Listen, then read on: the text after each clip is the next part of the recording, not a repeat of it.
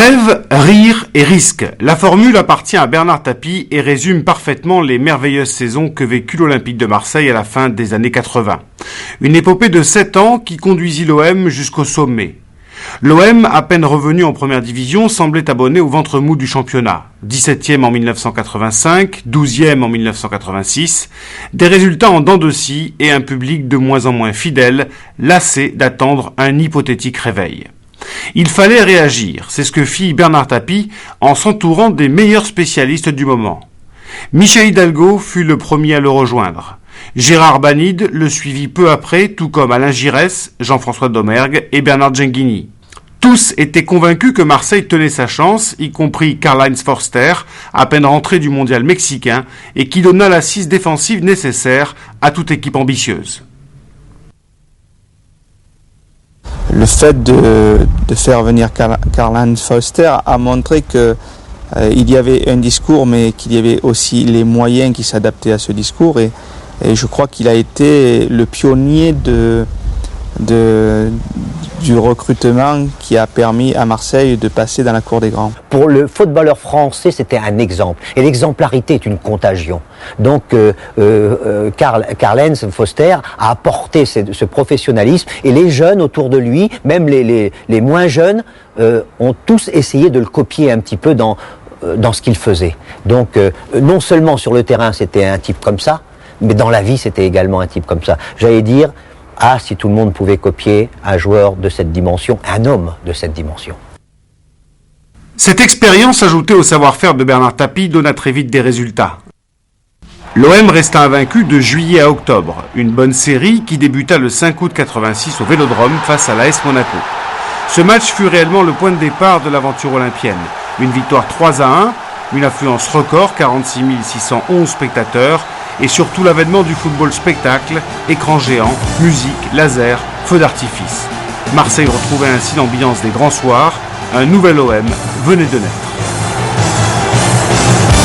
C'était une équipe composée d'abord de jeunes joueurs, et avec des joueurs expérimentés, avec beaucoup de talent. Et je crois que ce qui était bien, c'est que à la fois les jeunes ont amené leur état d'esprit et les plus expérimentés, les plus talentueux se sont mis au service un petit peu du reste de l'équipe. On savait bien qu'une aventure, ça se fait d'abord avec des hommes et que ça se fait d'abord avec une équipe quand c'est dans le football. Et donc il nous fallait des gens crédibles, des gens d'avenir aussi comme Papin qui était relativement jeune et puis des gens de spectacle. Donc quand Tapie m'a décidé de venir, parce qu'il m'a dit un mot.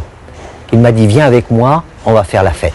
Et la fête, c'était bien sûr tout ce qui entourait le match, mais c'était surtout le match. Et pour faire la fête, il fallait des grands joueurs comme ça. Cette saison 86-87 fut une saison d'apprentissage. En championnat comme en coupe, l'OM s'inclina devant le même adversaire, les Girondins de Bordeaux. Un premier rendez-vous manqué au stade Vélodrome avec un match nul, suivi d'une finale ratée en juin 87 au Parc des Princes. L'OM n'avait pas l'habitude des grandes rencontres, et cette inexpérience coûta très cher. Aujourd'hui, avec le recul, il n'est pas incongru de penser que ce semi-échec a aidé à la mise en place des fondations de ce qui allait devenir le premier club d'Europe. Cette première saison, nous avons raté tous les grands rendez-vous. On a raté les finales de coupe, on a raté les matchs qui pouvaient décider du titre de champion, notamment contre Bordeaux. Et au lieu d'y voir là un aspect négatif, c'est au contraire quelque chose qui doit nous faire progresser, nous améliorer pour la prochaine saison. Et c'est notamment au niveau de la qualité du recrutement, de l'expérience des joueurs. Et aussi, il vaut mieux faire les choses en douceur, ne pas réussir tout la première année. Sinon, après, les exigences sont trop grandes autour de nous et constituent certainement une pesanteur psychologique sur le dos des joueurs. Cette année-là fut aussi l'occasion de découvrir un jeune homme de 23 ans venu de Bruges, Jean-Pierre Papin. Son nom, ses initiales, resteront à jamais liés à l'histoire du club. Papin, meilleur buteur du championnat 5 années de suite, et qui, tout au long de sa carrière marseillaise, sut s'entendre avec ses partenaires. En 86-87, le duo Papin-Cuben inscrit 29 buts en championnat. Voici les plus beaux.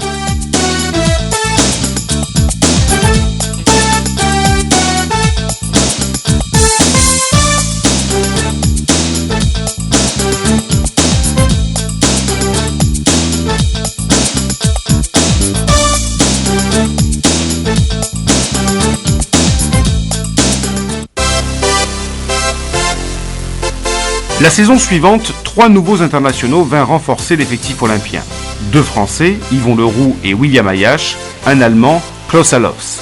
L'équipe type était la suivante. Bell dans les buts, Ayache, Forster, Domergue, Leroux en défense, Giresse, Passy, Djenguini, Diallo au milieu, Papin, Allofs en attaque. Une équipe solide, mais qui bizarrement rata son championnat et qui en Coupe d'Europe en revanche réalisa un remarquable parcours. Finaliste de la Coupe de France précédente contre Bordeaux, l'OM disputa la Coupe des vainqueurs de coupe et passa 3 tours. Le premier face au Lokomotiv Leipzig. Le match aller eut lieu en RDA au Central Stadium. Ce soir-là, l'OM était privé d'Alain Giresse. Malgré plusieurs occasions de part et d'autre, le score resta vierge, ce qui laissait aux Marseillais toutes les chances de se qualifier. 15 jours plus tard, le Stade Vélodrome retrouva donc les fastes de la Coupe d'Europe.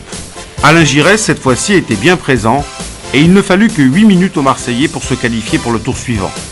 Un centre de Papin, une reprise d'Allofs. L'OM ne pouvait mieux débuter. En 8e de finale, les Yougoslaves du Hajduk Split furent opposés aux Olympiens. Là encore, un club habitué aux compétitions internationales. L'OM débuta la rencontre sans aucun complexe. Il fallut néanmoins attendre la 30e minute pour voir Papin ouvrir le score magnifiquement servi par Forster. 3 autres buts suivirent, signés Allofs, Diallo et Giresse.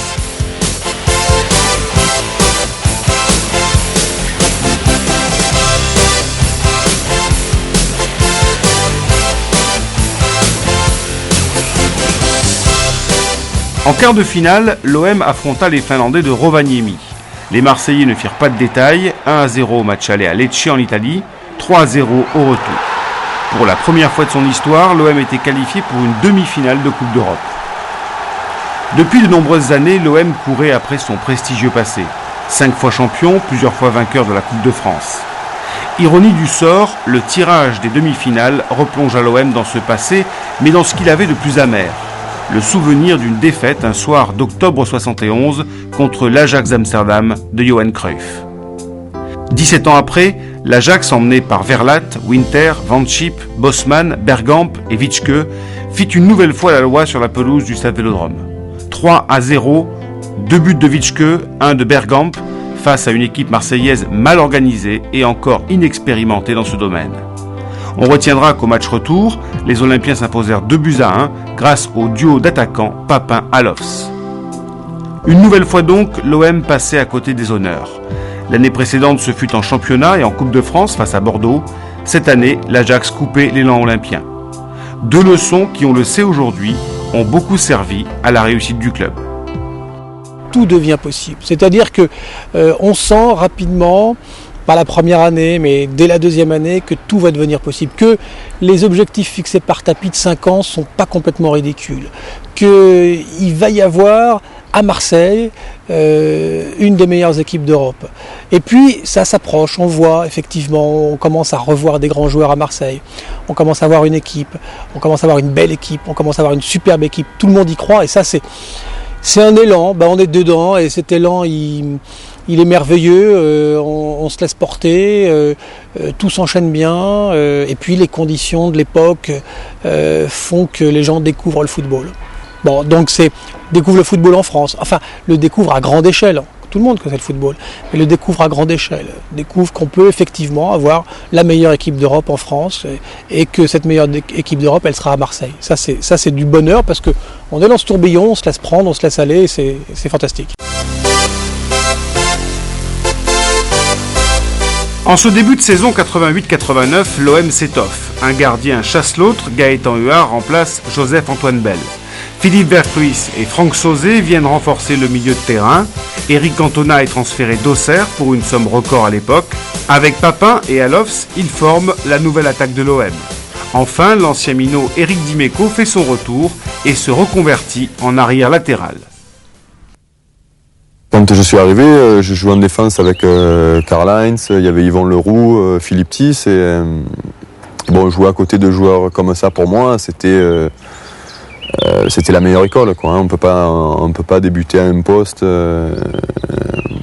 mieux que je l'ai fait avec des joueurs comme ça. Et j'observais beaucoup l'entraînement. demander, c'était pas trop mon style. Je préférais regarder ce qu'il faisait. Et j'ai appris que à ce poste-là, il y avait beaucoup de rigueur. Il fallait beaucoup de travail, beaucoup de rigueur. Et j'avais le plus bel exemple qui était donc Karl-Heinz Foster, qui était un monstre en défense.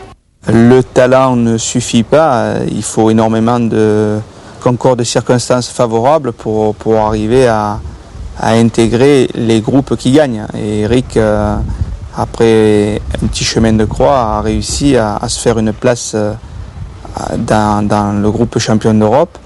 Ça a naturellement passé par un changement de poste. D'ailier gauche, il est passé arrière gauche et puis là, il a pu canaliser sa volonté, sa fougue et son talent. 88-89, c'est bien sûr la saison du doublé. Une saison qui démarre mal avec un échec à domicile face à Montpellier et une défaite à Lille. Conséquence, Gérard Banit s'en va. Il est remplacé par Gérard Gilly, jusqu'alors responsable du centre de formation. Il reste 36 matchs à jouer. L'OM ne va en perdre que 4, terminant avec 3 points d'avance sur le PSG et 5 sur Monaco. Plusieurs victoires d'affilée, notamment à Strasbourg et à Laval, permettent aux Marseillais de recoller au peloton de tête et de réparer ainsi un début de saison en demi-teinte. L'OM, premier du classement, se fut fait le 1er octobre 88 avec une victoire contre Metz pendant que le PSG et Auxerre perdaient à l'extérieur. L'OM l'emporte à 3-2 grâce à Sauzet, Papin et Vercruis. OM, PSG, Auxerre, le titre allait se jouer entre ces trois équipes.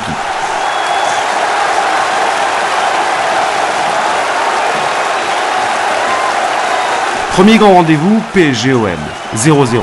Le match Gilly-Ivic tourna à l'avantage du Marseillais, qui avec ses joueurs ramena 1 point du Parc des Princes. Le 12 novembre, l'OM se déplaça au stade de la Baie des Champs. Les Marseillais furent tout près de réaliser la même bonne opération qu'au Parc lorsqu'à la 89e minute, William Prunier sauta plus haut que tout le monde et donna la victoire à la GIA. L'OM, vexé, aligna alors 10 matchs sans défaite, comme par exemple ici face à Saint-Étienne. Une victoire 2-0 et le seul but de la saison pour Karl-Heinz Forster, unanimement apprécié par ses coéquipiers. Ce fut là le dernier match de l'année 88. L'OM était à 7 points du PSG. À présent, pour bien comprendre la fin de parcours de l'OM, je vous propose de lire ce tableau. 14 matchs restent à jouer. L'OM va en gagner 9, obtenir 3 résultats nuls et ne perdre que 2 fois. 9 victoires en 14 matchs donc, les 2 plus importantes contre le PSG et contre Auxerre. Le PSG tout d'abord. Nous sommes le 5 mai 89, c'est le match de l'année. On joue la 89e minute. Suzik lance Simba, entré en cours de jeu. Simba se présente seul devant Gaëtan Huard. Le PSG va marquer. Non, Huard prend le dessus et relance sur Sauzet. Sauzet remonte le terrain, il s'appuie sur Hérault et Mérieux et se retrouve en position de tir. Il tente sa chance et bat Joël Batz.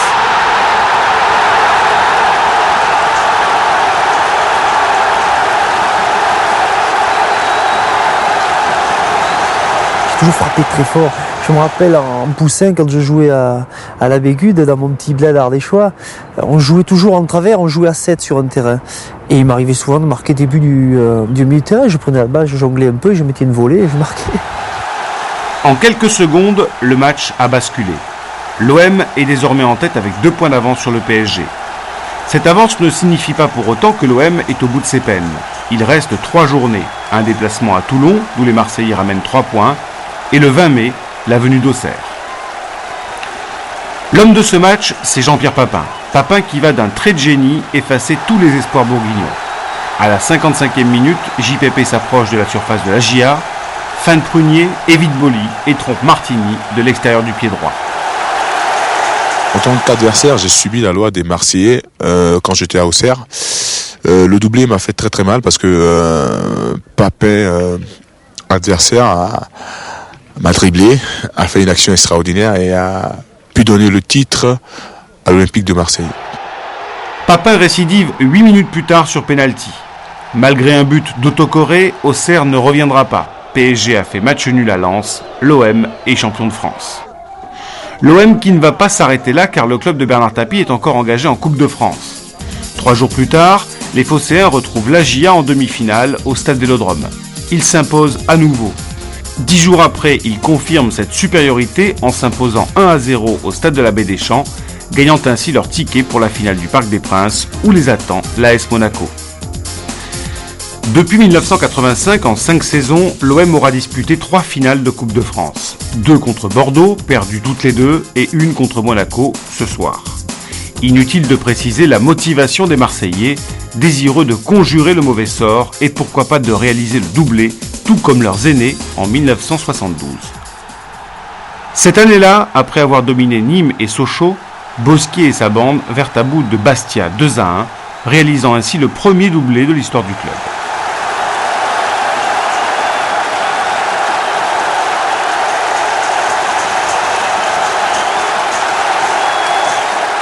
Pour moi, le joueur qui caractérise le renouveau, entre guillemets, de Marseille, disons le nouveau Marseille, je crois que c'est Jean-Pierre Papin. Je crois que j'ai eu moi beaucoup d'admiration dès le début pour ce joueur, pour la simple raison que Jean-Pierre Papin a démontré aux gens et à ses coéquipiers qu'on pouvait être un très grand joueur, gagnant beaucoup d'argent et en ayant un esprit amateur.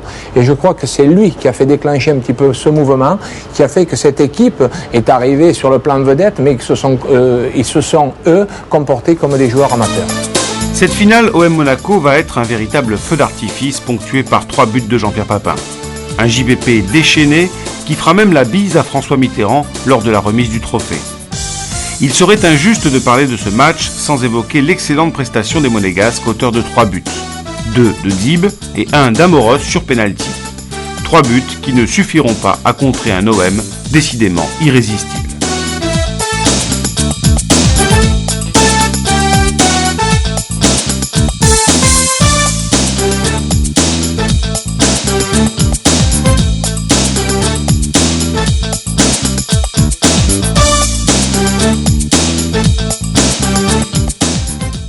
L'année avant, je jouais à Martigues en 2e division, on se battait pour pas descendre et là je fais le doublé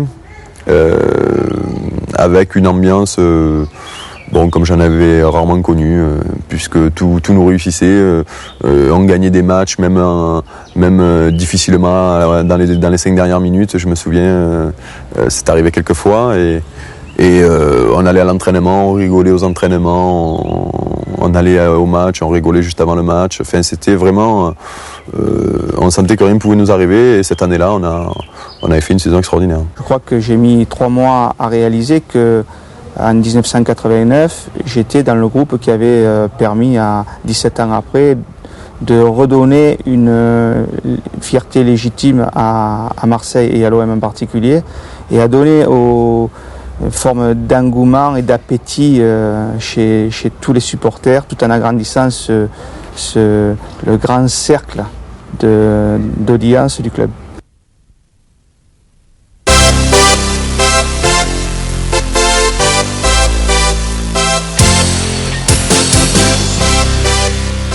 « 1990, une année riche, au cours de laquelle l'OM obtint un 2e titre de champion et disputa une nouvelle demi-finale de Coupe d'Europe. C'est sans conteste le but inscrit de la main par Vata à Lisbonne qui restera l'événement marquant de cette saison 89-90. Avant cette maudite main, l'OM avait réalisé un parcours sans faute en Coupe d'Europe des clubs champions. 7 matchs, aucune défaite, avec pour commencer une victoire sur le club danois de Brøndby grâce à 3 buts inscrits en 2e mi-temps par Sauzet, Papin et Verkuis. Au match retour, les joueurs de Gérard Gilly obtinrent le match nul 1-1 et par là même leur qualification pour le tour suivant. Nous sommes au mois d'octobre 1989.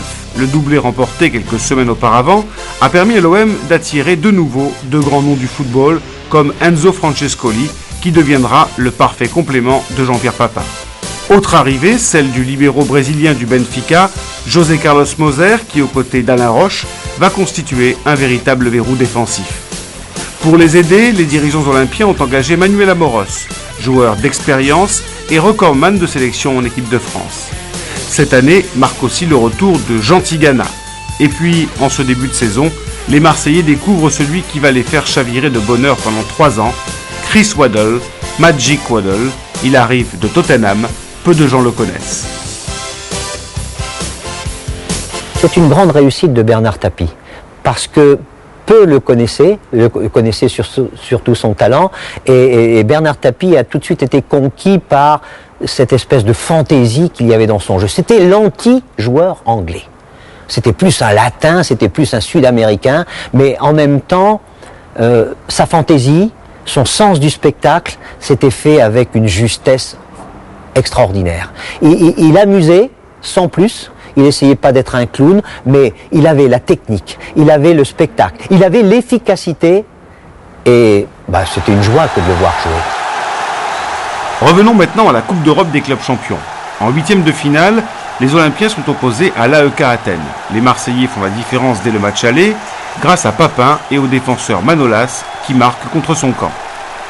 Au match retour, les Grecs refont une partie de leur retard avec ce pénalty marqué par Saveski. Mais Papin assure la qualification de son équipe en fin de match. L'OM atteint ainsi les quarts de finale et y retrouve les Bulgares du Stredec Sofia. Et c'est là que les choses sérieuses commencent, car Sofia s'est fait une réputation en Europe et dispose de l'un des meilleurs attaquants du monde, Hristo Stoichkov. Pourtant, l'OM passe ce tour sans encombre grâce à une victoire à Sofia au match aller, grâce à un but de Philipptis, et 3 buts de Waddle, Papin et Sauzet au match retour. Seule ombre au tableau, la blessure de Gaëtan Huard, remplacé par son capitaine Jean-Pierre Papin, qui s'en sortira fort honnêtement. Le Bayern de Munich, le Benfica Lisbonne, le Milan AC et l'Olympique de Marseille sont les 4 équipes qualifiées pour les demi-finales. Quel que soit le tirage, c'est un gros morceau que l'OM devra affronter. Le sort désigne le Benfica Lisbonne. Au match aller à Marseille, les Olympiens s'imposent 2-1. Sauzet réduit l'écart après que Lima ait ouvert le score. Papin se chargeant d'assurer la victoire marseillaise. Et nous voilà le 18 avril 1990 au stade de la Luz à Lisbonne. Les Marseillais ont un but d'avance et ils choisissent d'assurer la qualification en se montrant intraitables au milieu du terrain et en défense. Ils sont tout près de réussir dans leur entreprise lorsqu'à la 84e minute, Valdo tire un corner que Magnusson prolonge pour la main de Vata. Bon, sur le coup, j'avoue, il me l'a fait juste devant moi, donc, j'avoue, moi j'ai cru que tout le monde l'avait vu, c'était tellement évident pour moi et on est hébété, quoi. Parce que il y avait beaucoup de gens qui nous avaient reproché de ne pas avoir plus invectivé un petit peu l'arbitre. Sur le coup, on était tellement bêtes que personne ne l'ait vu que on était abasourdis et j'avoue que ça fait partie des mauvais souvenirs quand même parce qu'on avait une possibilité de faire une première finale Coupe d'Europe et déjà contre Milan à l'époque. Bon, on en a refait une après, mais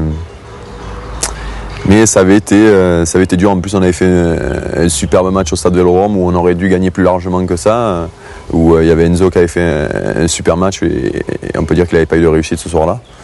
Et c'était un peu dommage, mais c'était, comme on dit, le métier qui rentre. Tout le monde, ou presque, s'aperçoit de la supercherie, sauf l'arbitre, Marcel Van Langenhove.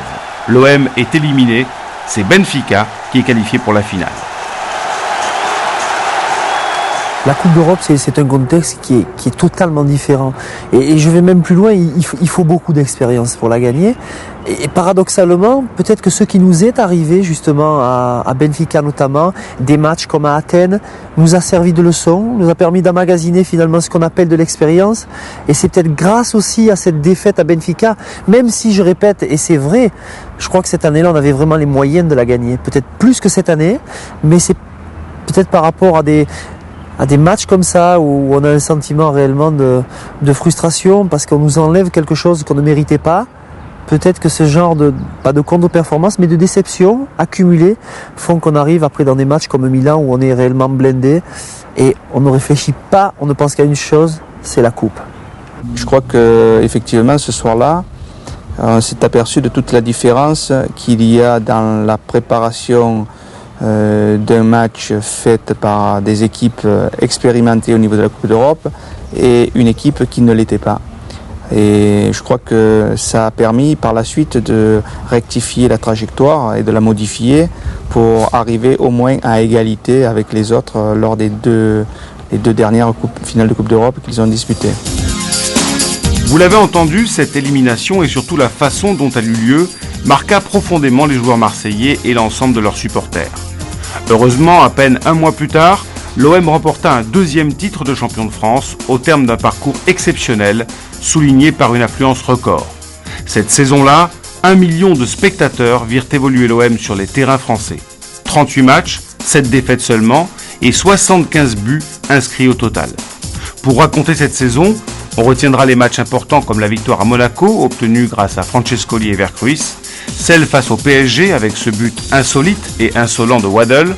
Waddle, auteur de 2 coups francs décisifs face à Bordeaux lors du sommet du championnat le 14 avril.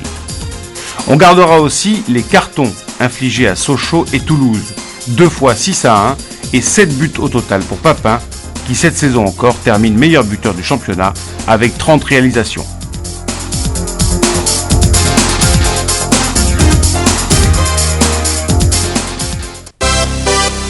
Objectif Coupe d'Europe. En ce début de saison 90-91, Bernard Tapie prévient, il faudra faire mieux que l'an dernier. Pour cela, l'effectif est encore une fois renouvelé. Pascal Olmeta succède à l'infortuné Gaëtan Huard. Son coéquipier du Matra, Bernard Casoni, l'accompagne. Une nouvelle carrière commence pour ce Canois de 29 ans qui va devenir l'une des pièces maîtresses du système défensif olympien. Bernard Pardo retrouve la Méditerranée et quitte Bordeaux. Autre arrivée, celle de Dragan Stojkovic, qui vient d'être sacré champion de Yougoslavie avec l'Étoile Rouge de Belgrade. Il est le nouveau meneur de jeu de l'OM. Cette saison-là marque aussi le retour d'Abedi Pelé, qui dispose de la double nationalité franco-ghanéenne et pourra donc être aligné aux côtés de Moser, Waddle et Stojkovic. Mais le transfert le plus remarquable est sans doute celui de Basile Boli. L'Auxerrois se jette dans le grand bain en rejoignant l'OM, où il va exprimer son immense talent de défenseur. La grosse équipe, c'est ainsi que l'on qualifie l'effectif olympien à l'époque. Une équipe capable de remporter un 3e titre de champion et surtout d'offrir à la France sa première Coupe d'Europe. Cette année-là, tout le monde attendait un triplé, puisqu'on en avait la possibilité jusqu'à la dernière semaine. Mais ça avait été une saison très dure moralement et physiquement pour tout le monde. On est arrivé un petit peu au bout du rouleau en finale de Coupe de France, surtout moralement aussi, et en ayant raté un petit peu notre finale de Coupe d'Europe. On a beaucoup parlé du trio magique devant. Il y avait, je crois, un grand trio magique aussi derrière avec Carlos, Baz et moi, quoi. Et puis bon, il y avait des travailleurs au milieu, mais je crois qu'on avait une grosse équipe avec un peu plus de... pas de magie, mais enfin, quelque chose d'un peu plus d'attraction et tout, quoi. Et bon, je crois qu'on a fait peut-être un complexe de supériorité en finale, mais parce que cette année-là, on devait la gagner, on était plus fort que l'Étoile Rouge. Cette saison 90-91 démarre sur des chapeaux de roue pour l'OM qui en 9 journées va marquer 16 des 18 points en jeu. 7 buts de Papin, 4 de Cantona, le duo fonctionne à merveille, parfaitement épaulé par Waddle. Mais Bernard Tapie veut s'assurer des qualités de son équipe au niveau européen. C'est pour cette raison qu'il demande à Franz Beckenbauer de superviser le travail de Gérard Gilly. L'ancien responsable du centre de formation n'accepte pas ce tutorat et donne sa démission. Ça aurait été beaucoup plus difficile à vivre pour moi de rester. Donc mon départ était une conséquence logique, inhérente à ce métier. On fait un métier où on a un message à faire passer et chaque message à un certain moment peut avoir une interruption. Et pour moi, j'ai estimé que c'était le moment d'interrompre ce message. Le passage de Franz Beckenbauer à l'OM n'a pas produit les effets escomptés. Pourtant, son expérience et sa rigueur n'ont laissé que de bons souvenirs aux joueurs qui ont eu l'honneur de le côtoyer. Après quelques petits accidents de parcours, les Olympiens retrouvèrent très vite leur efficacité comme ici à Monaco, une victoire 3-1 qui compta énormément pour l'attribution du titre. Avant d'évoquer la suite de cette saison à rebondissement, arrêtons-nous quelques instants à la Coupe d'Europe des clubs champions pour voir que l'OM a passé les 2 premiers tours sans encombre, encore qu'il ait fallu un sursaut d'orgueil face au Lech Poznan pour obtenir la qualification en quart de finale. Ce quart de finale qui va devenir l'obsession de toute une ville, et pour cause, le 6 mars 1991, l'OM a rendez-vous avec le prestigieux Milan AC, tenant du titre. Mais nous n'en sommes pas encore là et c'est le championnat qui constitue pour l'instant l'essentiel des préoccupations olympiennes. Désormais, c'est Raymond Goethals qui est aux commandes et l'entraîneur belge va débuter de la plus belle des manières avec 2 larges victoires à domicile face à Lyon et Nantes. Fin février, l'OM est en tête et donc en parfaite condition psychologique pour vivre l'une des semaines les plus importantes de son histoire.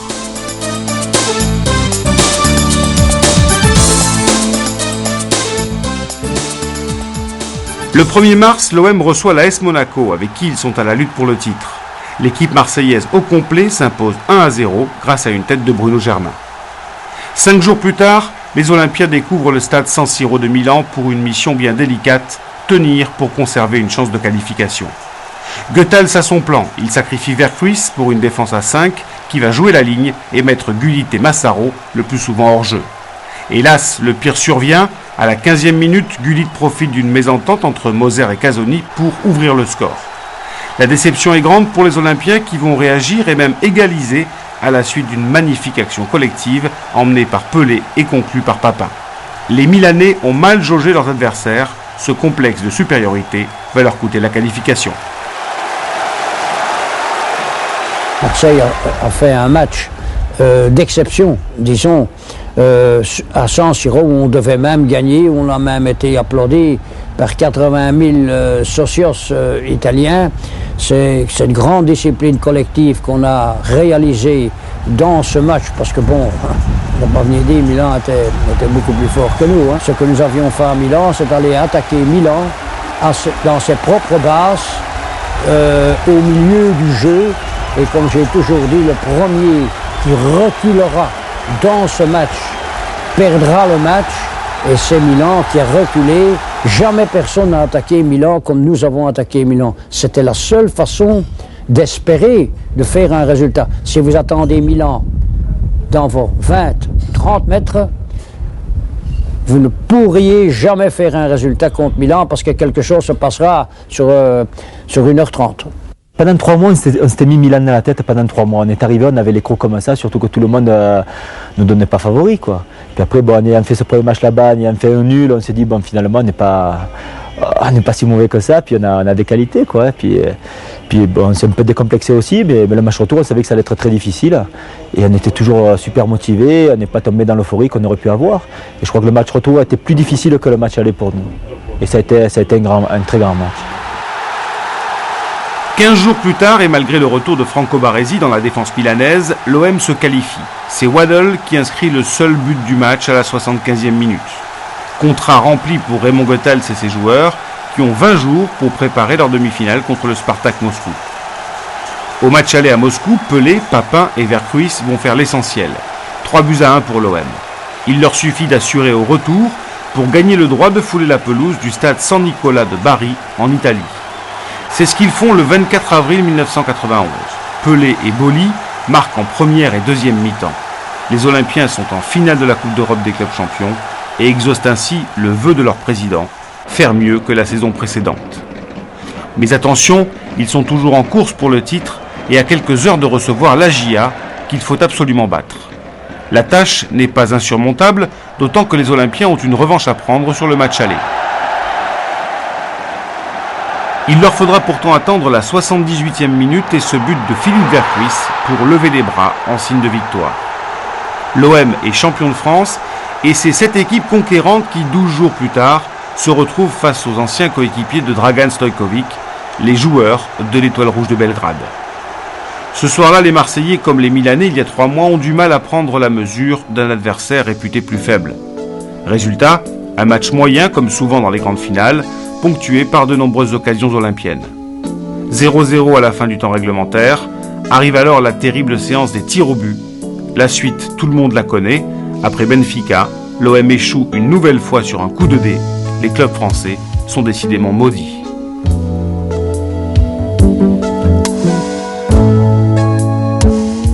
À Bari, j'ai dominé mon adversaire.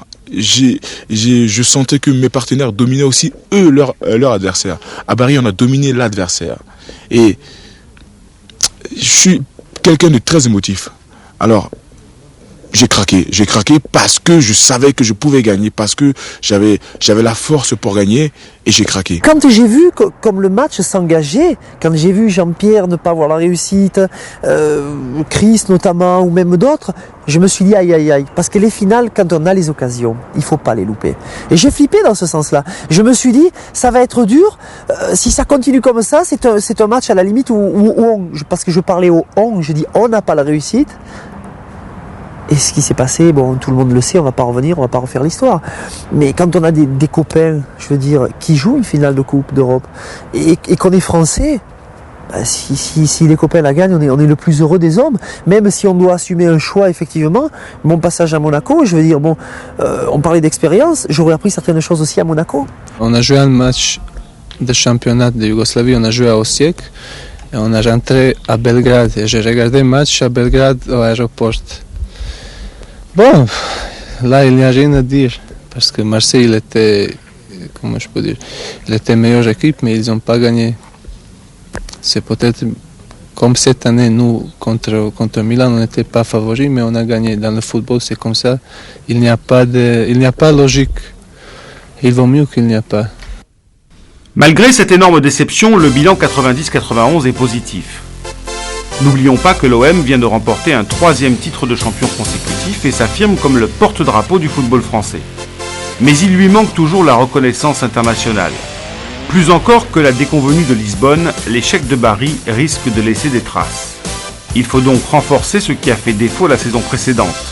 C'est le milieu de terrain qui est profondément remanié avec le retour de 2 exilés, Franck Sauzet et Didier Deschamps. Je me sentais fort et je savais que j'avais les moyens de m'imposer à Marseille. C'était clair dans ma tête. Bon, la seule chose que je demandais, c'était la confiance de mon président. Et c'est vrai qu'il me l'a donné. Et à partir de là, j'ai pu m'exprimer totalement. Et bon, maintenant, c'est vrai que j'évolue de façon beaucoup plus sereine. Je dirais pas que je revenais chez moi, mais je connaissais bien ce club, je savais comment ça fonctionnait. Bon, malheureusement, j'ai eu les blessures. Ça, c'est un petit peu la hantise pour le footballeur, mais je dois dire que j'ai pas été surpris, mais même quand j'étais blessé et que je jouais épisodiquement, et même si j'ai fait des matchs où j'étais pas bien, je crois que les gens ont toujours été clean avec moi. J'ai jamais entendu personnellement des réflexions désobligeantes comme peut-être que certains joueurs dans le passé ont entendu. Cette saison marque aussi l'arrivée du Parisien Jocelyn Angloma, du Bordelais Jean-Philippe Durand et de l'Anglais des Glasgow Rangers, Trevor Steven. Avec cette équipe, c'est sûr, l'OM pourra enfin atteindre les sommets et lutter d'égal à égal avec les grands clubs du vieux continent. D'autant que Tomislav Ivic, habitué des compétitions européennes, vient d'être nommé entraîneur, Raymond Goethals devenant lui directeur technique. Le premier tour de la Ligue des Champions est une formalité pour les Olympiens qui passent 10 buts aux amateurs de l'US Luxembourg, 2 fois 5-0. La plus belle réalisation étant sans conteste cette reprise de volée du capitaine marseillais Jean-Pierre Papin, dont on sait maintenant qu'il quittera l'OM à la fin de la saison pour rejoindre un grand club étranger. Pas de problème donc face à l'US Luxembourg. 20 jours plus tard, l'OM reçoit le Sparta de Prague. Les Olympiens mènent 3-0 grâce à Waddle et Papin. Autant dire que la qualification est dans la poche. Malheureusement, les Tchécoslovaques qui n'ont pas baissé les bras profitent d'un manque de rigueur des Marseillais pour refaire une partie de leur retard en inscrivant 2 buts sur pénalty. Début novembre, c'est le match retour. Raymond Goethals et ses joueurs sont inquiets. Ils connaissent la réputation de leurs adversaires et savent qu'il est toujours difficile de s'imposer à Prague. Trop d'enjeux, de faiblesses, toujours est-il que l'OM est battu 2-1, un score synonyme d'élimination. À Marseille, c'est la stupeur. L'OM ne participera pas à la toute nouvelle Champions League et passe ainsi à côté d'une manne financière indispensable à un club d'un tel standing. Après ce match de Coupe d'Europe, on a quand même été costaud au niveau national parce qu'on aurait pu tout envoyer en l'air. Et là, on a montré qu'on était quand même des hommes, même si on avait fait un mauvais résultat à Prague. Et on a réussi encore à sortir le titre de champion, quoi. Mais je crois qu'on était aussi costaud que l'année d'avant. Hein. Bon, il manquait peut-être un gars comme Bernard Pardo qui remontait souvent les pendules aussi. D'ailleurs, il nous a peut-être manqué aussi à la finale aussi. Parce que c'était quand même un remonteur de pendule et il nous faisait énormément de bien à ce niveau-là. Mais bon, c'est une année comme ça, et quand on s'est fait éliminer contre Prague, le Sparta de Prague, on était plutôt à la position que de Milan et Prague dans notre position de nous l'année d'avant. Donc mais c'est comme ça. C'est donc une nouvelle fois le championnat qui sera l'objectif prioritaire des Marseillais. Et cette année encore, c'est l'AS Monaco qui est leur principal rival. L'AS Monaco va d'ailleurs occuper la tête du classement jusqu'à la 13e journée. L'OM n'est pas loin grâce à ses victoires sur Lille, Metz, Nîmes et Toulouse.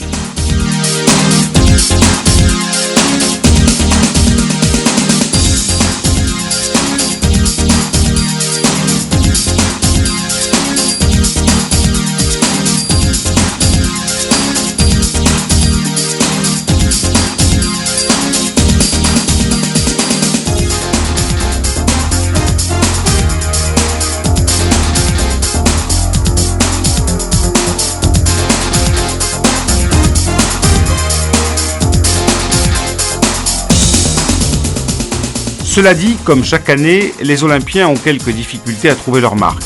Le 21 septembre au Vélodrome, ils décrochent difficilement le match nul devant Lens. Heureusement, ils retrouvent rapidement le goût de la victoire et prennent le commandement début octobre en battant le FC Nantes 4-0 grâce à Steven, Gjuereb et Papin. Il faut d'ailleurs signaler que les Marseillais ne vont plus quitter cette première place. Mi-novembre, ils reçoivent les Monégasques. C'est Rui Barros qui ouvre le score en début de deuxième mi-temps. À quelques minutes de la fin, Pelé égalise. Statu quo et rendez-vous au printemps pour le match retour. Pour bien comprendre le parcours de l'OM cette saison, regardons cette carte de France. Tous les points verts indiquent les équipes qui n'ont pas réussi à s'imposer devant l'OM, aussi bien au match aller qu'au match retour. Il y en a 17. Lens, en revanche, a battu l'OM à Bollaert. La palme revenant aux Toulonnais, qui se sont imposés aussi bien au Vélodrome qu'au Stade Mayol. Les 17 autres équipes ont subi la loi du champion de France comme Rennes battu 5-1, Auxerre battu 2-0, tout comme Saint-Étienne et Le Havre.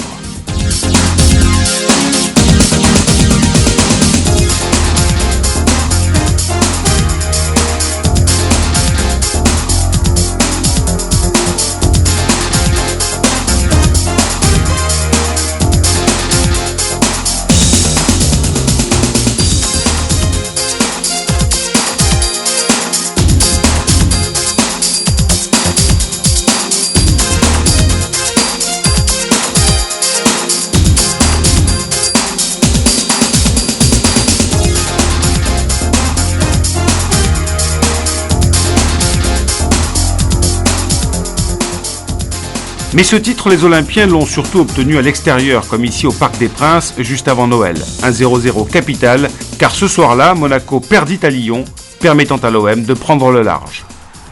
Monaco, qui le 18 avril 92, n'est plus qu'à 1 point de l'OM. Monaco-OM, c'est l'affiche de cette 36e journée.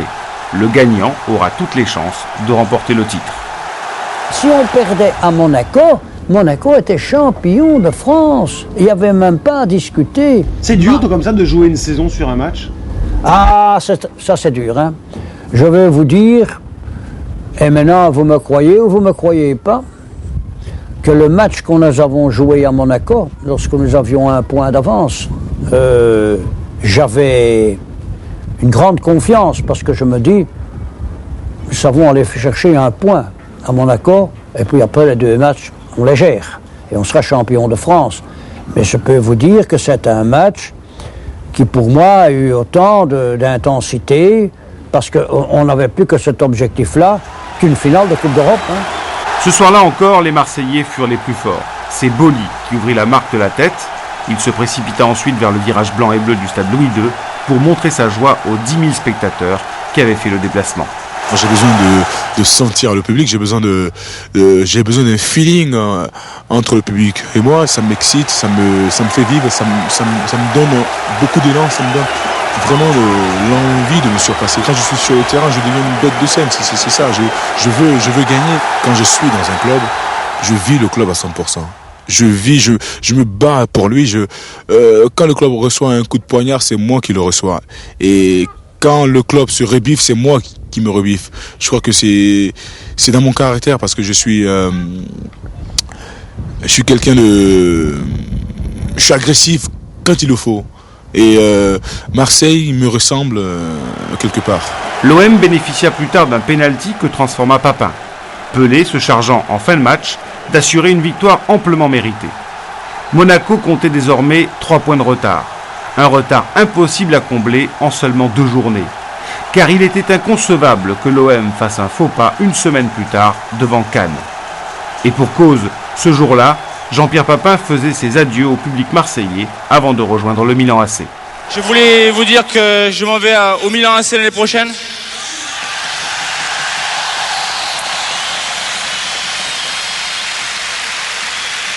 Alors je vous dis merci et on va tout faire pour gagner le 4e titre ce soir. 80% des buts marqués par Marseille lors de la première année du doublé sont de son fait. Donc c'est lui qui a permis en grande partie par ses concrétisations à Marseille d'être champion et donc de partir sur une trajectoire qui l'amène là où il est aujourd'hui. Bon, ensuite, Papin a drainé aussi au stade beaucoup de supporters. Il a dynamisé un petit peu toute une région par ses exploits, par ses buts marqués, par sa réussite. Je crois qu'au-delà d'un joueur, au-delà des quelques buts qu'il marque, il y a tout un environnement qu'il transforme. Et je crois que Jean-Pierre Papin fait partie de ce patrimoine-là. Il avait cette façon de se démarquer qui était connue pourtant, mais qui faisait toujours son effet de surprise. Et puis surtout, je crois que c'était un battant, quoi. C'est quelqu'un qui a jamais renoncé. Et c'est rare de retrouver des attaquants avec un mental de défenseur, parce que il se battait partout, il supportait pas la défaite. Maintenant, les attaquants c'est un peu plus individualiste. À partir du moment où ils ont marqué leur but, même si l'équipe a perdu, en fait, quand ils s'en foutent. Mais Jean-Pierre, il fallait les deux, quoi. Il fallait que l'équipe gagne, il fallait qu'il marque son but aussi. Et puis, il avait des joueurs aussi à côté qui lui permettaient de faire que la défense ne se focalisait pas forcément que sur lui, parce que quand on a Waddle, même à Loves à l'époque, ou à Bédi Pelé et tous les autres, c'était assez monstrueux, donc il fallait s'occuper de chacun, et en fin de compte, Papin avait toujours ses occasions. Pour son dernier match au Stade Vélodrome sous les couleurs de l'OM, Papin se devait de marquer. Il le fit à la 42e minute, déclenchant la frénésie des 42 000 spectateurs présents. 6 minutes plus tard, Didier Deschamps l'imita, symbolisant ainsi la passation de pouvoir puisqu'il devenait, avec le départ de Papin, le capitaine de l'Olympique de Marseille. 2-0, le championnat se terminait en beauté avec un 4e sacre consécutif qui ne doit pas nous faire oublier que 10 jours plus tard à Bastia, une tribune s'effondrait, provoquant la mort de 15 personnes et faisant des centaines de blessés. Cette saison-là, il n'y eut pas de finale de Coupe de France. Voilà 6 ans que Bernard Tapie a pris en main les destinées de l'OM. Cette saison encore, son équipe est favorite dans la course au titre et tête de série en Ligue des Champions. C'est la Coupe d'Europe qui reste l'objectif numéro 1 et c'est donc une équipe une nouvelle fois modifiée qui se présente début août devant le public du Stade Vélodrome. Papin, Waddle, Moser et Steven sont partis et tout le monde espère qu'ils seront remplacés par Martin Vasquez, De Sailly, Voller et Boksic. Ce début de saison marque aussi l'arrivée de Jean Fernandez au poste d'entraîneur. Jeannot Fernandez a longtemps porté les couleurs de l'OM, tout comme Gérard Gilly, quelques années auparavant, il réalise son rêve.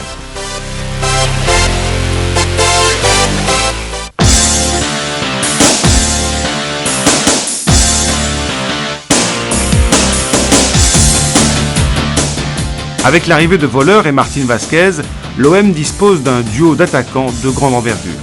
L'Allemand et l'Espagnol se montrent d'ailleurs à la hauteur dès la première journée en inscrivant les 2 buts de la victoire face à Toulouse.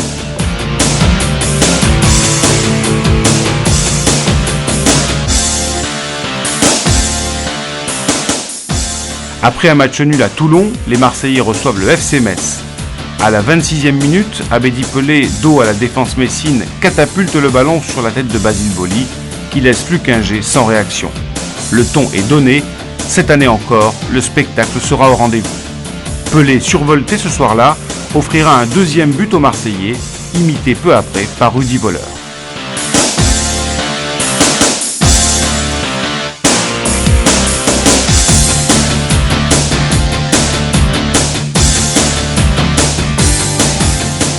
L'Allemand n'a rien perdu de son panache. Véritable renard des surfaces de réparation, il est un poison pour les défenses adverses. Les Auxerrois en font les frais début septembre en encaissant 2 buts de l'ancien attaquant de l'AS Roma.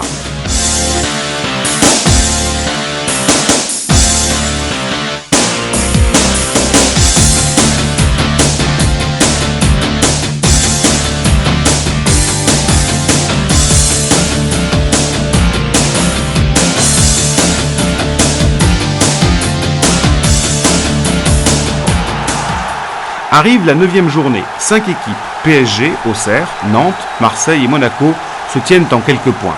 Et c'est justement l'AS Monaco qui se présente au Stade Vélodrome. L'OM a de nombreuses occasions, mais à la mi-temps, le score est toujours de 0-0.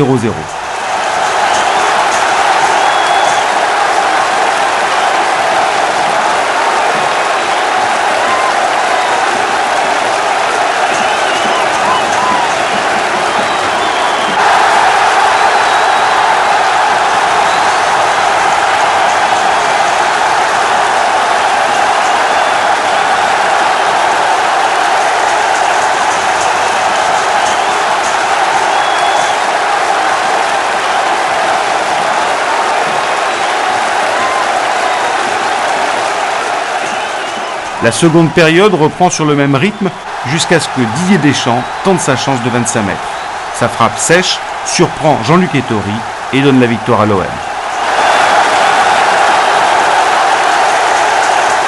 Je marque très peu de buts, c'est là où je dois encore beaucoup progresser. C'est vrai que bon, j'ai un travail qui est peut-être ingrat et qui se voit pas toujours et qui est pas spectaculaire. Mais bon, en général, j'ai pas mal d'occasions durant une saison et je marque trop peu. Et c'est vrai que ce but-là contre Monaco, bon, un adversaire direct, bon, moi je sais que c'est sur ces matchs-là qu'on gagne notre titre de champion. On perdra des points contre des équipes plus faibles, mais Monaco aussi, Paris aussi. Mais dans les affrontements directs, c'est là où on fait la différence. Donc pour moi, ce but et ces 2 points à la fin, mais c'était une joie un peu personnelle que je n'ai pas l'habitude d'avoir à tous les matchs. Le 17 octobre, l'OM reçoit le FC Nantes qui, depuis le début de la saison, aligne victoire sur victoire.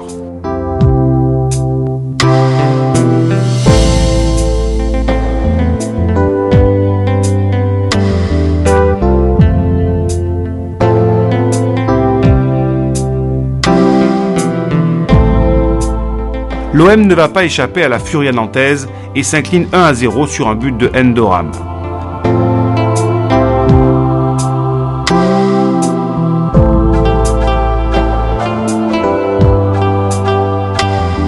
Défaite à Bordeaux la semaine précédente, défaite ce soir face à Nantes, il n'en faut pas plus pour semer le doute dans l'esprit des champions de France qui, décidément, ont bien du mal à trouver leur voie.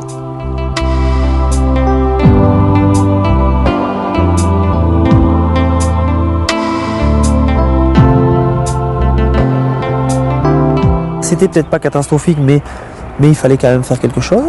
Et on s'est fixé des objectifs, effectivement, on s'est réunis, on s'est dit, bon ben les gars, voilà, il reste 4 points, il reste 4 matchs, il faut qu'on fasse carton plein. Il y a eu, bon, de la part des anciens généraux, on était 6-7 joueurs, à peu près, quoi, à discuter, et on a échangé nos idées, mais on cherchait pas à culpabiliser une personne en particulier. Je crois qu'il fallait qu'on cherche la complémentarité et l'homogénéité dans cette équipe, et on l'avait pas trouvé. Comme tout le monde est concerné, tout le monde doit dire ce qu'il pense. Bon, c'est vrai qu'il y a eu un moment où on parlait de marquage individuel derrière, on parlait de la zone, du marquage individuel dans la zone. Bon, ça, ce sont des termes techniques, mais il fallait à un moment donné peut-être revenir à peut-être un peu plus de rigueur, toute l'équipe. Et c'est ce qu'on a fait. On s'est dit, bon, mais on en est là, maintenant il va falloir essayer de faire quelque chose pour changer. On a fait et ça a réussi. Donc ça nous a donné raison. Le départ de Papin, Waddle et Moser devait conduire au changement d'attitude de certains joueurs et au changement tactique aussi. Et chacun a dû se réadapter pour trouver une formule qui a été meilleure.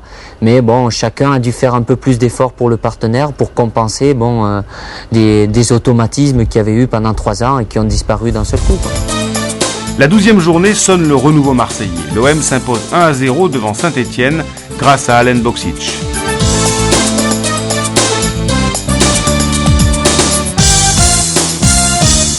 Le Croate avait déjà marqué à Nîmes. Il confirme ainsi ses talents de buteur et redonne confiance à ses coéquipiers.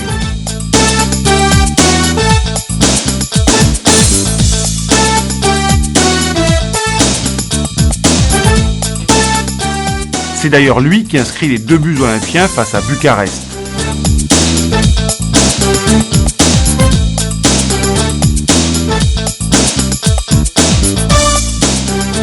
Cette victoire permettant à l'OM d'accéder à la poule finale de la Champions League et à Boksic de s'affirmer comme le digne successeur de Jean-Pierre Papin. Je suis venu à Marseille pour faire un nom. Je ne suis pas venu pour remplacer Jean-Pierre Papin parce que, à mon avis, ça, c'est presque impossible parce que lui, il a joué ici 6 ans, il a marqué presque 1200 buts.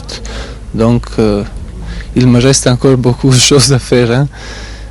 Mais bon, je suis déjà content de ce que j'avais fait jusque-là. Ce joueur a éclaté véritablement à Marseille. Personne ne le connaissait. Il n'avait pas encore réussi des choses extraordinaires. Et là, véritablement, il est devenu un personnage clé de cette équipe de Marseille par sa sobriété, par son efficacité. C'était un joueur qui n'était pas toujours très très beau dans tout ce qu'il faisait, et encore, son jeu de tête était magnifique, il avait des gestes, mais il pouvait en paraître quelquefois un petit peu emprunté.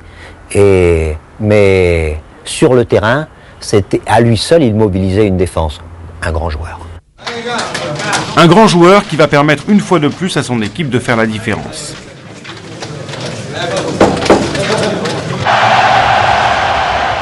Nous sommes le 18 décembre 1992. L'OM retrouve une fois de plus le Parc des Princes et l'ambiance survoltée des grands matchs, le PSG face à l'OM.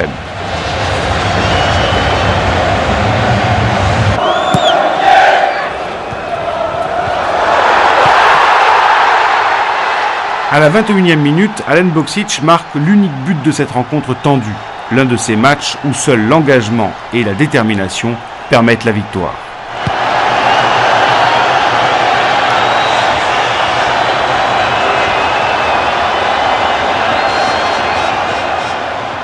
C'est vrai qu'on a tous été assez rigoureux sur le terrain, assez dur.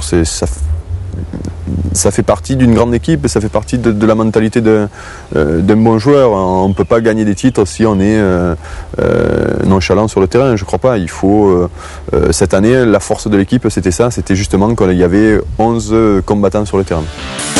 Avec cette victoire sur le PSG, les Olympiens ont montré qu'ils étaient toujours là, capables de remporter un 5e titre d'affilée et de battre le record historique de Saint-Étienne. Cette suprématie, l'OM va l'exprimer par toute une série de victoires contre Toulon, mais aussi à Auxerre, au Havre ou ici face à Nîmes, puis face à Lens.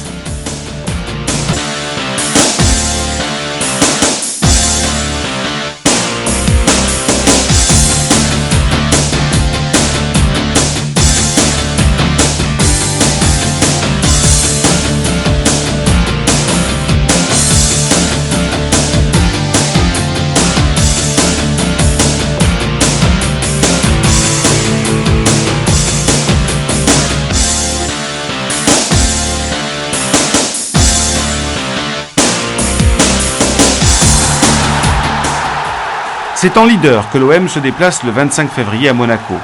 Contrairement aux années précédentes, c'est l'AS Monaco qui s'impose grâce à un pénalty accordé généreusement par l'arbitre M. Sars.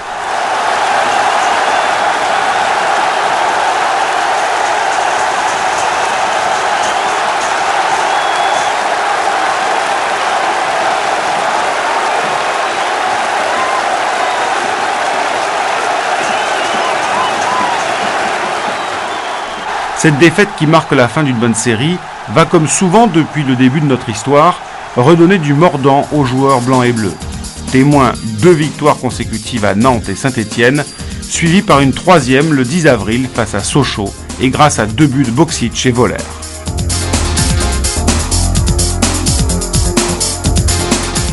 Viennent ensuite 3 bons résultats à Montpellier, à Caen et devant Strasbourg. En 7 rencontres depuis la défaite à Monaco, l'OM a marqué 12 points sur 14 possibles.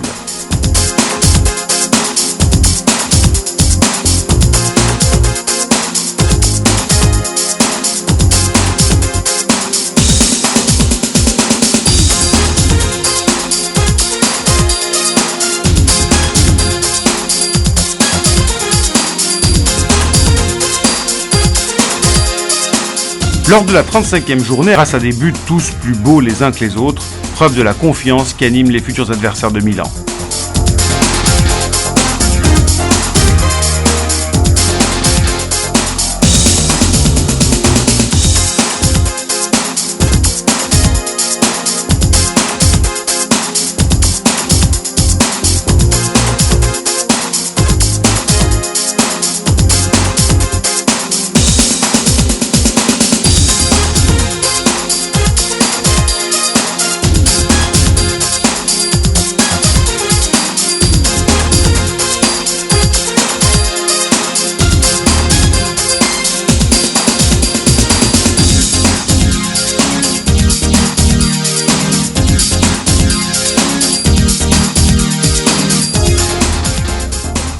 je n'ai jamais connu une saison comme je viens de connaître. C'est ça qui est fabuleux. Et c'est peut-être même inexplicable, je sais pas, mais c'est peut-être aussi à l'image de la saison de l'Olympique de Marseille, parce que je pense pas qu'on ait eu en début de saison une équipe extraordinaire. On a eu des matchs où on jouait mal, on se cherchait, mais il y avait surtout un état d'esprit qui était fantastique. Et je me suis beaucoup retrouvé cette année dans cette équipe et j'ai pris un plaisir hors pair. Et je souhaite qu'une chose, c'est continuer dans ce sens-là, à prendre mon pied sur un terrain, parce que ça m'a trop bien réussi cette année. Arrive alors le 26 mai 1993 et la confrontation avec le Milan AC en finale de la Champions League.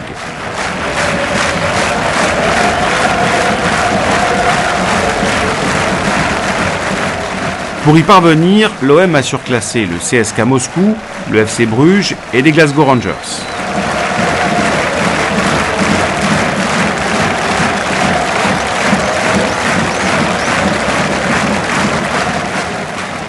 Ce match que l'OM s'apprête à disputer est avant tout celui d'une ville, Marseille, qui attend la consécration après de trop nombreuses déconvenues.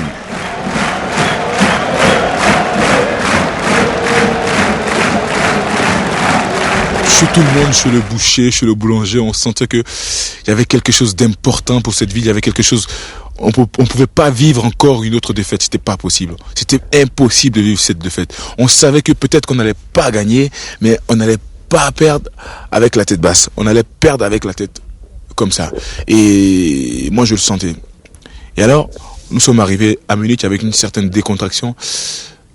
Je me suis dit, c'est pas possible, parce que à Paris, c'était pas pareil. À Paris, on était dans un bunker, il y avait des gendarmes de partout, il y avait des militaires de partout. Je comprenais pas. Et on était un peu contractés, on n'était pas libre. Et cette fois-ci, à Munich, j'ai senti une ambiance vraiment de camaraderie, pas comme d'habitude, qui existait il y a 2 ans, quand il y avait la clique de Chris, de Carlos.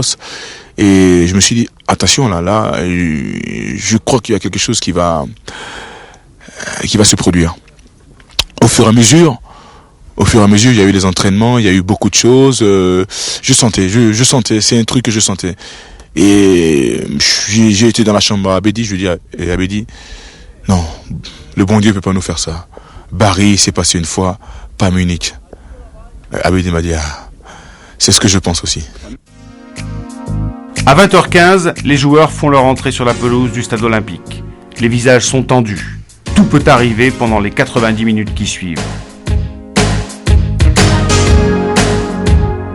Une rencontre entre l'OM et le Milan AC qui débute par un pressing des Italiens qui vont essayer de trouver l'ouverture par l'intermédiaire de Frank Rijkaard.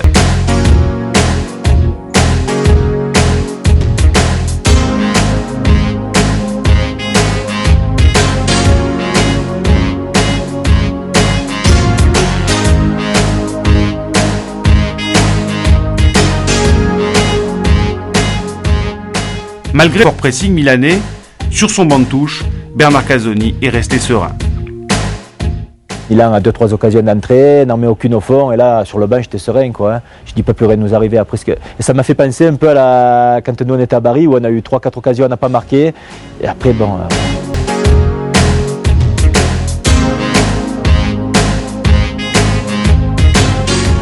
Quand j'ai marqué, j'ai pas vu partir le ballon dans les filets, j'ai vu partir le ballon dans l'histoire. Dans l'histoire, je vois encore, ça remue encore, malgré tout ce qui se passe autour, c'est moi qui ressens, personne ne pourra m'enlever ce que la balle qui m'a heurté là sur ce corner d'Abedi, personne ne pourra me l'enlever. Toute ma vie, je vais avoir ça, et ça remue là. Que Milan arrive à marquer en début de match et que nous on marque comme ça juste avant la mi-temps sur un coup de pied arrêté, c'est ça veut dire victoire au bout quoi. Hein. Il y a beaucoup de buts qui sont marqués sur coup de pied arrêté en finale de Coupe d'Europe, on nous l'avait dit avant le match. Et là on s'est dit ça y est, peut rien nous arriver aujourd'hui, on va aller au bout. Et même en deuxième mi-temps, quand à la fin du match il y a eu un petit peu de pression, je savais qu'on allait la ramener. Un grand Barthès et puis une équipe de Milan fatiguée de la saison qu'elle avait eue et qui n'a pas été capable de résister pendant ces 90 minutes. Triste minute pour moi. Le bonheur de la vraie reconnaissance. Ce soir de mai 1993, l'OM devient le premier club d'Europe.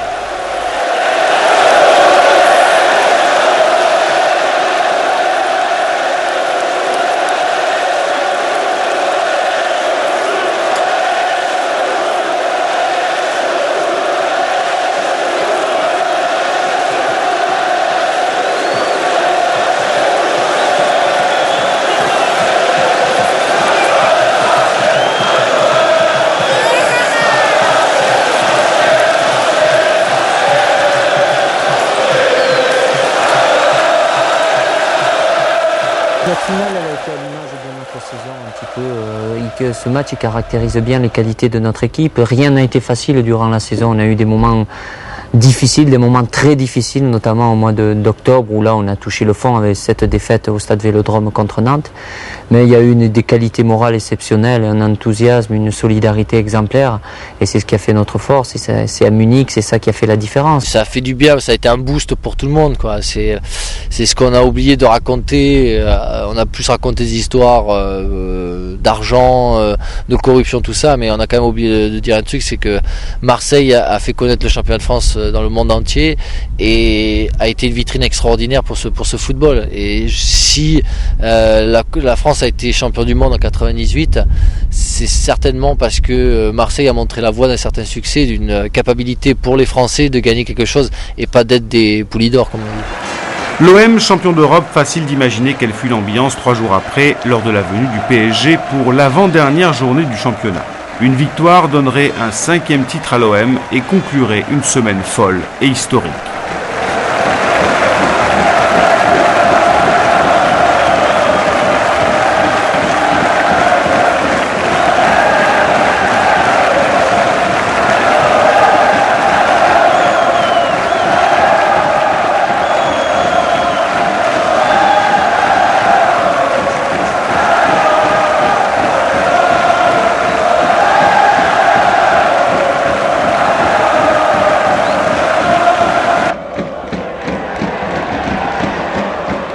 C'est pourtant Vincent Guérin qui ouvrit le score en début de rencontre.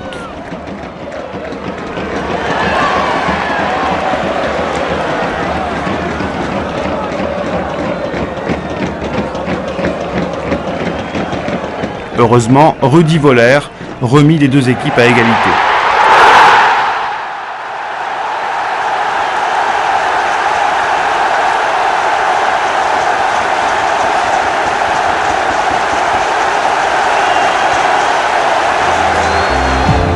Sur le terrain, un joueur encourageait particulièrement ses coéquipiers. Ce joueur, c'est Basile Boli, qui allait jeter ses dernières forces dans la bataille.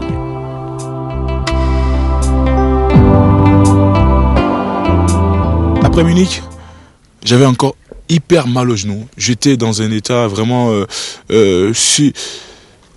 J'avais très mal, je pouvais pas jouer. Je me suis pas entraîné pendant 3 jours et puis il y a eu le match du Paris Saint-Germain.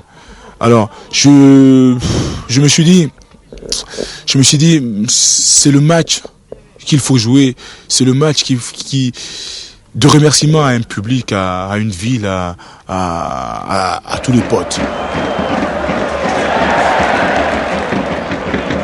Ce qui suivit fut tout simplement fabuleux. En quelques secondes et 3 ou 4 gestes magiques, les Marseillais prirent l'avantage et le héros de Munich se retrouva sur un nuage.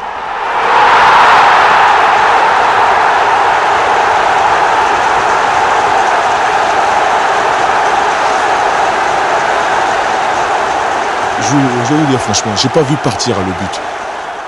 Je me suis rendu compte qu'il y avait but quand Bernard Lama s'est retourné. J'ai même pas vu partir le ballon. Alors, et quand j'ai entendu ce hurlement encore le frémissement que j'ai eu quand le public a dégagé un cri, là je me suis dit, ben, j'ai marqué encore. Et j'ai couru, j'ai été voir, avec les larmes, j'ai été voir Abedi. Je lui ai dit, mais pourquoi tu m'as fait ça? Pourquoi? L'autre buteur de cette soirée mémorable fut Alen Boksic. Sur une saison, le Croate prouva qu'il était bien le grand attaquant que l'OM attendait.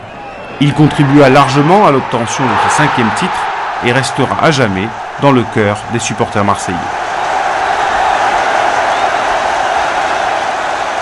Mon doute préféré, c'est le but contre PSG ici à Marseille. Bon, il était troisième, il n'était pas très important, mais pour moi, il était important parce que comme ça, on a fini une soirée en beauté. Et moi aussi, c'est là que j'ai compris que je finirais saison comme meilleur buteur. 5 titres de champion, une Coupe de France et une Coupe d'Europe. L'OM a tout gagné. L'OM et Marseille sont aujourd'hui connus dans le monde entier.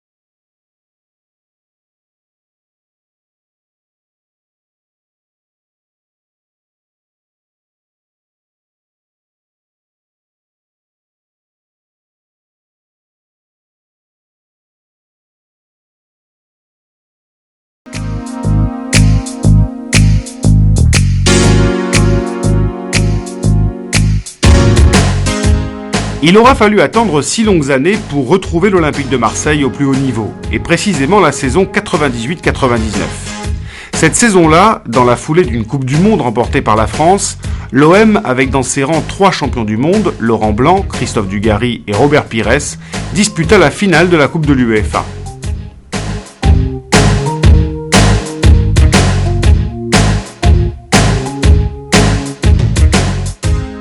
Après avoir éliminé Olomouc, le Werder de Brême et le Celta Vigo, les Marseillais furent opposés en demi-finale au club italien de Bologne.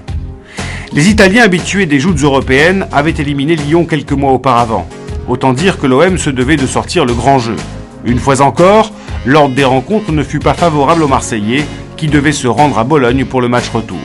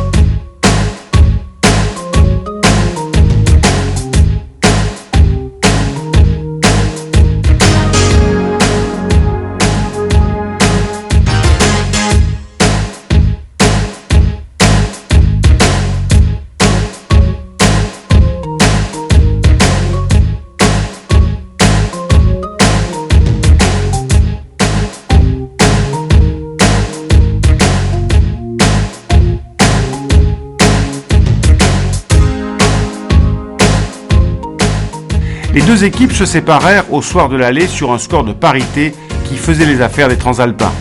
Le retour, disputé dans un environnement hostile, tourna finalement à l'avantage des Olympiens grâce à Laurent Blanc, auteur du but égalisateur sur pénalty.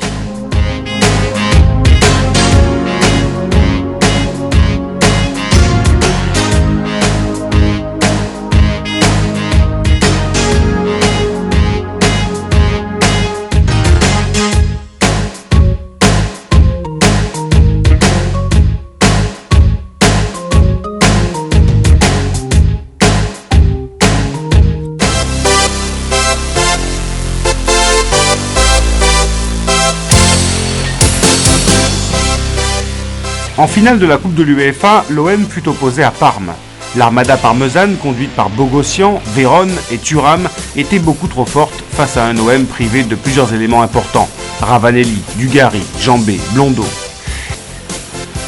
Le résultat 3-0 était flatteur pour Parme, mais reflétait parfaitement une rencontre dans laquelle l'OM, qui jouait là sa troisième finale après 91 et 93, avait trouvé beaucoup plus fort que lui.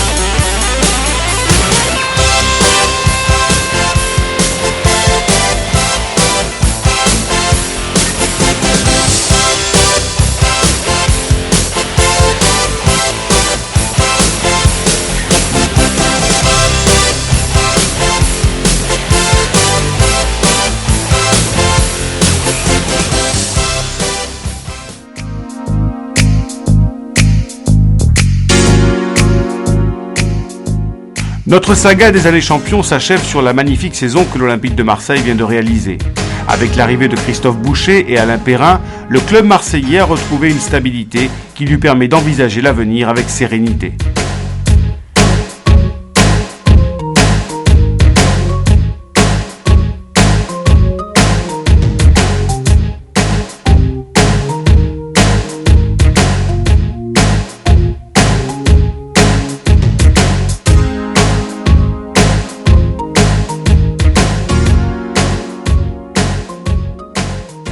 On fait notre travail, nous sommes salariés d'une entreprise et faire partie de la phase fait divers ne nous intéresse pas. Il y a un rendement à avoir, il y a un salaire à justifier, il y a une fierté à prôner et il est important de faire attention à tous les détails de la vie. Et c'est vrai qu'on n'entend plus d'histoire de joueurs de l'OM, tout est sérieux, tout est cadré et c'est grâce à M. Perrin bien sûr, mais c'est surtout grâce aux joueurs parce que les joueurs se sont rendus compte de la responsabilité qu'ils avaient et ont montré une envie. Et alors peut-être qu'on n'a pas forcément le brio de certains clubs ou de certains joueurs, qu'on n'a pas encore ce jeu léché, mais on est costaud, on est sérieux, on se bat et je trouve dommage qu'on ne donne pas assez de crédit à cette équipe.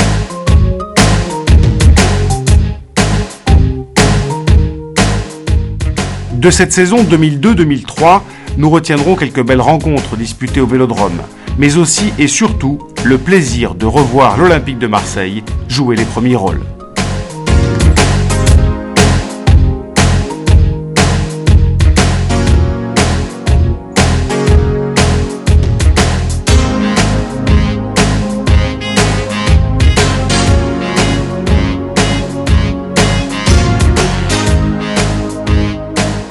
Alors la posture qu'il faut adopter, c'est celle de, malheureusement, d'un club comme l'Ajax d'Amsterdam, c'est-à-dire qu'il faut être en France, tenter d'être tous les ans dans les 5 premiers, et puis un jour fera qu'avec un bon management, un bon entraîneur, un bon groupe qui y croit, on accrochera des tours de Champions League supplémentaires, on accrochera peut-être une finale ou une coupe de l'UEFA.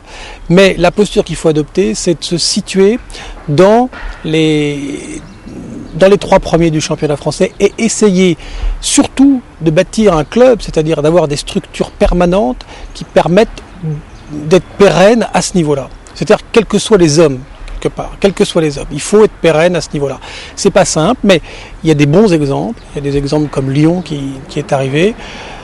L'OM n'a rien à voir avec Lyon. L'OM, c'est 10 fois Lyon. C'est 10 fois la puissance lyonnaise. Donc il n'y a aucune raison qu'on n'y arrive pas. On n'est pas suffisamment fou pour penser qu'on fera mieux que l'ère 86-93. Mais au moins essayer, je pense que c'est la volonté de chacun de redonner la dignité.